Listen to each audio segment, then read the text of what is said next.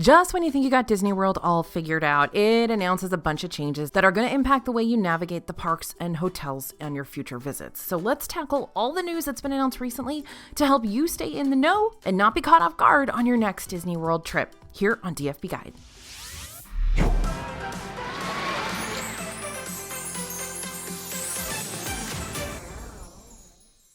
Hey everybody, it's AJ for Disney Food Blog. Disney World has really been keeping us on our toes lately with the news and the updates and the changes. Some announcements really wowed us in the best ways, some not so much, and some left us confused. But we're going to explore all the above today so you know exactly how to plan your upcoming visit, whether it be this year, next year, or even further than that. How about we start with the big info dump we received not too terribly long ago that we're still trying to wrap our heads around.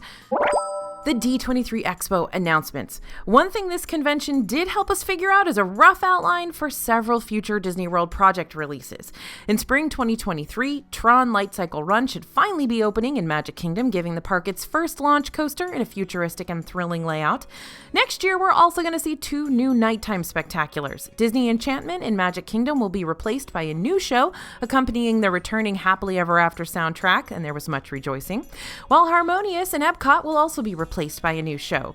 We don't have any concrete details about that one yet, but this announcement was one of the many that really left us going, wait, what? Because we kind of expected Harmonious to stick around for longer than just the 50th anniversary timeframe. We're not quite sure how much longer we've got before the current shows are kicked out, so if you want to catch them before they're out of here, you'll want to try to plan a trip sooner in 2023 than later. What we do know is the 50th anniversary ends around the end of March, so that might be a good time frame to think about. Along with the new nighttime spectaculars, we got some park additions that took us off guard, but in a good way. Hatbox Ghost will be added to the Happy Haunt animatronic lineup in Haunted Mansion at Magic Kingdom. Does that mean he's the 1000th Happy Haunt? I don't think so. And Figment will become a meet and greet character at Epcot toward the end of 2023, maybe just in time for his movie Stardom debut. Now, other Epcot additions like the immersive walkthrough experience, Moana's Journey of Water, which looks really cool, should be good to go toward the end of 2023. And we should also see the Walt the Dreamer statue appear at Dreamer's Point in Epcot in 2023 as well. So maybe the end of Walcott is on its way there in the second half of next year. Tiana's Bayou Adventure, which is the major Splash Mountain overhaul that was announced back in 2020, is predicted to make its grand debut at the end of 2024. And then there are the real brainbuster announcements, the Blue Sky projects. Now, Blue Sky projects aren't guaranteed future plans for the parks. They are concepts that the Disney team and Imagineers have been tossing about that could happen, but could also not happen. Some of the Blue Sky concepts included new lands in Disney's Animal Kingdom, meaning I guess they're not new, they're just Dino Land being totally destroyed and then rebuilt as lands featuring films like Zootopia and Moana, and new lands beyond Big Thunder Mountain Railroad in Magic Kingdom themed around movies like Coco and Encanto, and a possible Disney Villains themed area as well. Again, don't get too excited about these new lands just yet, not until we get the green light that Disney's going to go ahead and actually make them. But if you want status updates on these projects, you can always sign up for our DFB newsletter. I'll let you know right away if we hear about any movement on these Blue Sky concepts. I'll link our newsletter link in the description below. It is totally free, and we get you all the news you need right in your inbox. And how about recent news that's impacting the parks lately? Let's check it out. We've got more character dining returning. All right, we're welcoming even more characters back to the Disney World restaurant scene. 100 Acre Wood friends have returned to the Crystal Palace in Magic Kingdom. And when you book a reservation for lunch or dinner here, you're going to be able to meet Pooh and Tigger and Piglet and Eeyore for pictures, autographs, hugs, and all-around merriment. It is Friendship Day after all, so these friends are ready to celebrate. Unfortunately, along with the return of these guys also came a rather hefty price increase. Before the characters returned, lunch and dinner both cost $39 per adult, $23 per kid. Now, those meals both cost $59 per adult and $38 per kid. That's an increase of $20 and $15 depending on how old you are. So if you want to make reservations for this table service buffet, make sure you budget with that price bump in mind. Currently, breakfast still hasn't returned to Crystal Palace, but it will be back on October 25th, and Pooh and the gang will be there too. You can start making advanced dining reservations for breakfast right now if your upcoming trip falls around that time frame and beyond. And speaking of breakfast, Best Friends Breakfast just recently returned to Ohana at Disney's Polynesian Village Resort. Now you can once again meet and greet with characters like Lilo, Stitch, and Aloha shirt Mickey. Look at him, he is ready for a luau. Over at Disney's Beach Club Resort, Cape May Cafe's character breakfast dining, Minnie's Beach Bash Breakfast, returned to their All You Care to Enjoy buffet too. Again, character returns equals major price increases for these breakfast experiences. So if more character dining returns in the near future, make sure to check on the Disney World website or on our DFB webpage for price updates so you're not caught off guard by a sudden costly spike, especially when and if Cinderella's princess friends come back to Cinderella's royal table. All right, we've got some recent and continued closures to talk about. Even though we've seen a ton of things reopen and return to normal, like character dining, since the 2020 park closures, that doesn't mean you'll necessarily be able to do everything during your upcoming Disney World vacation. For example, the Walt Disney World Railroad in Magic Kingdom has been closed since late 2018. Can you believe it's been that long? As Tron Light Cycle Run construction got in the way of its path around the park. And the train will more than likely remain closed as Tron finishes up. But good news, we have heard and seen the train testing several different times during this year, so I don't think it'll be too much longer till we see it running around the tracks again, hopefully. Enchanted Tales with Belle has also stayed pretty dark in Magic Kingdom with no signs of returning anytime soon, although there is a Belle meet and greet there once in a while. Same goes for the Voyage of the Little Mermaid stage show in Disney's Hollywood Studios, which honestly is quite the eyesore in the park. It's kind of hard to forget that Ariel and friends are still gone when her statue continues to peer out over Animation Courtyard. Disney's Blizzard Beach Water Park has been closed ever since the beginning of this year with no return date in sight. However, you can still visit its sibling water park, Typhoon Lagoon, for your water park fix. As far as restaurant closures go, Disney's Grand Floridian Resort and Spa is still missing several of its heavy hitters. The Character Dining Experience, 1900 Park Fair, and the Garden View Tea Room will stay closed till the foreseeable future, while the Seafood Table Service restaurant Narcoossee's closed in July this year to undergo major renovations. This restaurant should return sometime next year, but the exact day has yet to be determined. Kona Cafe is still going through its own updates over at Disney's Polynesian Village Resort and should return to us sometime this fall. We're still missing the presence of the other restaurants with, again, no return date, like Akershus Royal Banquet Hall, Monsieur Paul, and Takumi Te over in Epcot. Don't let this laundry list of closures scare you, though. There are lots more restaurants that are currently open in Disney World, so if you want to learn more about what you can eat rather than what you can't, then you come to the right place. We've got tons of reviews, rankings, and recommendations on our YouTube channel, our website, and our complete digital dining guides featured on the dfbstore.com, which go more in depth with all the offerings across all Disney World restaurants. Okay, here are things we're expecting to see real soon. Though 2022 is starting to wrap up, which is just like wild for me to say out loud, the new and returning offerings aren't stopping.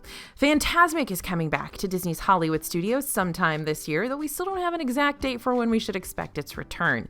We're hoping to catch some details on that super soon, so keep checking in with us and our latest news announcements for more details on that. We know that cast members are in rehearsals for Fantasmic, so hopefully it'll come back really soon. With its return, Fantasmic will also have some updated portions to keep things exciting, like replacing an entire scene with new characters, stunt performers, and updated technical effects. Hollywood Studios will be opening up their new table service restaurant, Roundup Rodeo Barbecue, this year too, which will be located over in Toy Story Land. Very, very much needed over there. So, needless to say, expect lots of colorful elements and feeling very toy-sized during your meal. When you hear about an official opening date for this restaurant, you're going to want to jump on those reservations ASAP, since new Disney dining experiences tend to be real popular and will more than likely book up fast. And what about the Hey Disney tech, which we heard would be coming to all Disney World resorts in the future? That's still on the 2022 horizon. Hey Disney is a custom voice assistant that's meant to make your resort stay all the more convenient while assisting with things like room amenities, guest services, park planning, and Orlando weather. Oh, and some fun extra character interactions and digital games thrown in the mix too. Of course, not everyone's going to be a huge fan of this magical companion, so to speak, and if you're one of those people, you'll be happy to know these can easily be unplugged if you don't want to use them. Speaking of hotels, let's talk resort expansions. We got lots of news news over here in this area. 2 deluxe hotels are about to look very, very different in the next few years. Disney's Boardwalk Inn is currently in the process of getting a major renovation. We already had to say goodbye to the ESPN Club and Boardwalk Bakery, and hello to the Boardwalk Deli, which replaced the bakery and opened this August, bringing with it a variety of different sandwiches, pastries, and fresh baked breads, and it's basically the same place, it just says deli except bakery on it. Next year, the Cake Bake Shop by Gwendolyn Rogers will also grace the boardwalk with its table service presence. It'll offer up both sweet and savory menu items and afternoon tea service and a champagne bar. Okay. Since the Cake Bake Shop is actually part of a restaurant chain, we were able to check out one of its other pre-existing locations and give it an early review on Disney Food Blog. I'll go ahead and link that review in the description below so you can check it out whenever you get the chance and get an idea of what the Cake Bake Shop is going to be all about. Along with the restaurant additions, Boardwalk's also going to get a facelift inside its lobby and guest rooms, which will include light and airy touches that will carry the seaside breeze right inside, apparently. There's also going to be a coffee bar. Thank goodness. We haven't seen construction for the lobby and rooms yet, so you got 2 options here.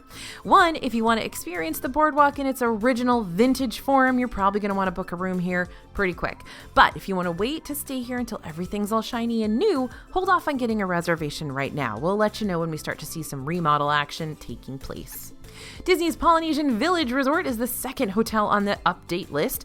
Though all the updates for the main building itself have pretty much already happened, the big update here is the brand new Disney Vacation Club building that's slated to open in late 2024. This expansion is going to house a lot of additional vacation villas to add to the very limited DVC options here currently, and add a variety of new restaurants and recreation offerings to the resort too. Disney has not been very specific about that, so my ears are perked. Construction walls have started popping up around the area where this Disney Vacation Club building will be built, which is right off the shore of the Seven Seas Lagoon. This is, of course, going to be replacing the Spirit of Aloha dinner show. Rest in peace. Looking for a new DVC room to stay in while you're waiting for the Polynesians' offerings to open up? Disney's Grand Floridian Resort and Spa opened 200 Mary Poppins themed DVC rooms in their Big Pine Key building. Now, the building is decked out to the nines with jewel tone colors, floral accents, and of course Mary Poppins details, like that glass bird chandelier where only one of the birds is a penguin, which is awesome. I love that. And the watercolor Cherry Tree Lane artwork. I stayed in one of these rooms kind of by mistake. It was like the only room available when I needed a room one night, and it was gorgeous. It was expensive, but it was gorgeous. Okay, Christmas news. There's been tons of Disney World Christmas news already. So here's the quick update of everything we've learned about the holiday season so far. Mickey's Very Merry Christmas Party is returning to Magic Kingdom for the first time since 2019, starting on November 8th and running on select nights till December 22nd. Expect to see familiar entertainment options like Mickey's Most Merriest Celebration Stage Show, Minnie's Wonderful Christmas Time Fireworks, and Mickey's Once Upon a Christmas Time Parade, as well as tons of Snope across Main Street, USA. Some party tickets are already starting to sell out, so this is something you're going to want to do with the family. Make sure you grab your tickets really, really soon. Partygoers will also be able to enjoy some seasonal ride and show overlays for Mad Tea Party, Space Mountain, Monsters Inc. Laugh Floor, and the Tomorrowland Speedway. But you don't have to get a party ticket for all the Disney World Christmas stuff. Jingle Cruise in Magic Kingdom will be available during the day and at party time, and there's a new ride that'll have a holiday overlay too. Guardians of the Galaxy Cosmic Rewind in Epcot's going to switch up its usual 80s playlist with some festive songs for you to rock out to, which I'm really interested to see play out with this backwards launch coaster. Hot take, any Christmas song will probably be better than Conga, just saying. Now, Epcot's Festival of the Holidays will also be returning starting on November 25th, bringing with it tons of international holiday food booths, the cookie stroll is back, storytellers from around the world are back, and a guest appearance from Santa himself. One of the most popular Festival of the Holiday offerings is the Candlelight Processional, which takes place on the America Gardens Theater stage in the American Adventure Pavilion. This show tells the story of Christmas and features a celebrity narrator alongside a full orchestra and choir. The full list of celebrity narrators was recently released, so I'll put that up on the screen for you right now. Unlike the other festival stage shows, you're not going to be able to walk up and see the Candlelight Processional at the last minute. Most likely, the lines tend to get really, really long, so definitely check out the Epcot time guides on the day of your visit to make sure you don't miss out. If you want to try to guarantee a seat, you may want to book a candlelight processional dining package, which goes on sale starting October 6th, so like super soon. But much like the show itself, the dining package is wildly popular. Reservations will drop around 5:40 a.m. Eastern, so plan to get up before the rooster starts crowing to book your candlelight dining package. For a little extra bout of Christmas cheer, all the Disney World park icons will get special holiday projections, which will rotate with the beacons of magic each night. Oh, and don't forget about the Merry Menagerie animal puppets. They'll be coming back to roam Disney's Animal Kingdom once more. Honestly, it's one of our favorite parts of the holidays in Disney World. In Disney Springs, the free Christmas tree stroll will wrap around the shopping district and feature a variety of different Disney-themed Christmas trees with decorations inspired by favorite characters and park attractions. One of our favorites is the Haunted Mansion tree. Definitely go find that. And Jock Lindsay's Hangar Bar will once again transform into Jock Lindsay's Holiday Bar, offering up exclusive snacks and beverages on its menu to put you in the holiday spirit. And now let's dive into some Disney World news that remains on the fence, but is still vital to the future of Disney World and how it operates as a whole. Okay, it's time to talk train, and I'm not talking about the Magic Kingdom train. So, Brightline Train. Who knew this could have such an interesting back and forth storyline? Originally, the Brightline Train was supposed to run between the Orlando International Airport and take Disney guests straight to Disney Springs as an alternative to the Mears Connect or Sunshine Flyer buses. But then Disney backed out of the Brightline Train deal after Brightline decided to build its train path on a different route than originally discussed, which wouldn't be as convenient for Disney guests, but would be more convenient for those who'd be traveling to Universal Studios' new park, Epic Universe, in the distant future. Like I said, drama. But that's not the end of the story between Brightline and Disney, because the Sunrail Central Florida Commuter Rail Commission voted on a resolution for the proposed path, the Sunshine Corridor, which was unanimously approved. What does this resolution mean? Well, to sum it up, it means a route leading to Disney Springs isn't completely off the table yet, but we'll continue to keep an eye on this situation and let you know what the final verdict is when we hear more about it. Now, time for a quick but important reminder, as well as some very sad truths.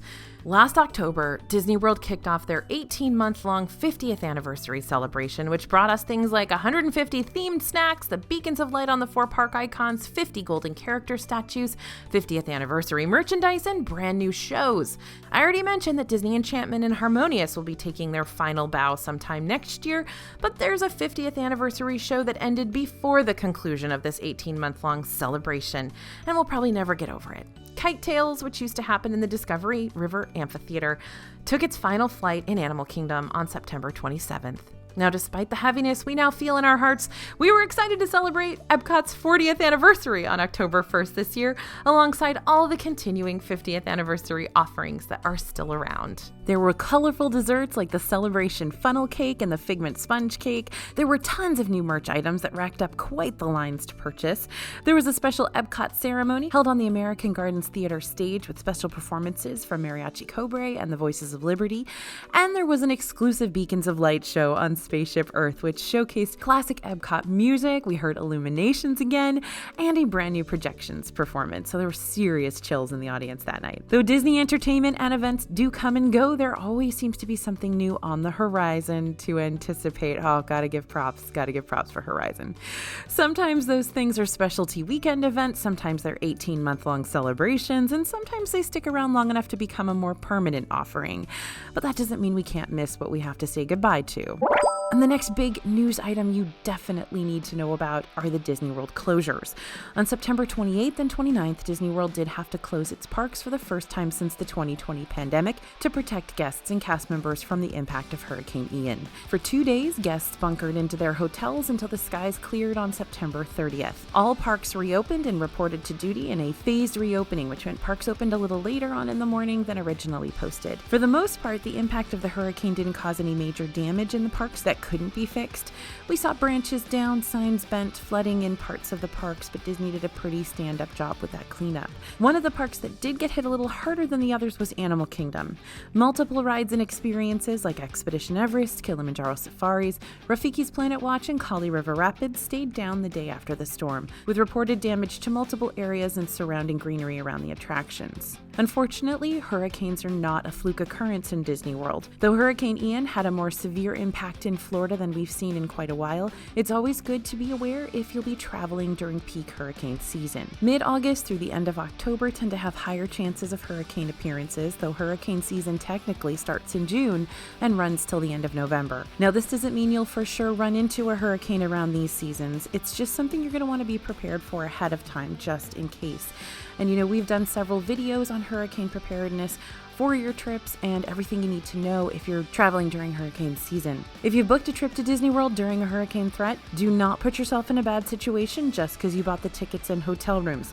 Disney will be able to refund you for your trip or help you rebook for a later date as long as the official warning is issued within 7 days of your trip. Just call 407-939-7675 for more assistance on getting your vacation package all figured out. But be aware that your wait time on the phone could be extensive, like hours long, especially if something has been predicted.